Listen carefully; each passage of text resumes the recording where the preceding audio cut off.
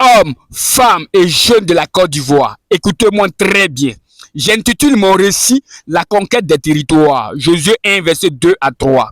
Vous les Africains religieux, qui vous a dit que le mot Dieu signifie le nom d'un seul esprit résidant dans la divinité?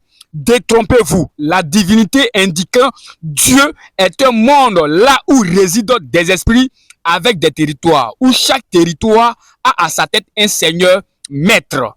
Exemple, l'esprit du Dieu de la paix, l'esprit du Dieu de l'hospitalité, l'esprit du Dieu de la miséricorde, l'esprit du Dieu de la guerre, l'esprit du Dieu de la bénédiction, l'esprit du Dieu de la sagesse et l'esprit du Dieu de la domination.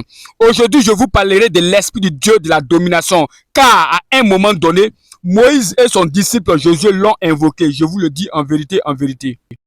Le syndicat des esprits de Dieu installé dans les carrefours.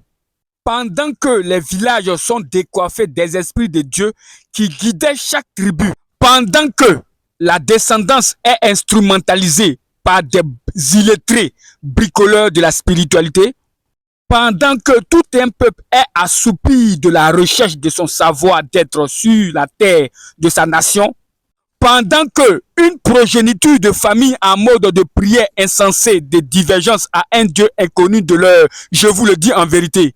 Regardez ces carrefours que je vous présente ici. Ces carrefours ont été syndicalisés en installant un esprit Dieu comme syndicat de domination pour amender, pour taxer tout homme selon celui qui l'a élu à cet endroit. Pendant un demi-siècle, quand tout ce lieu était forêt, savane, inhabitable.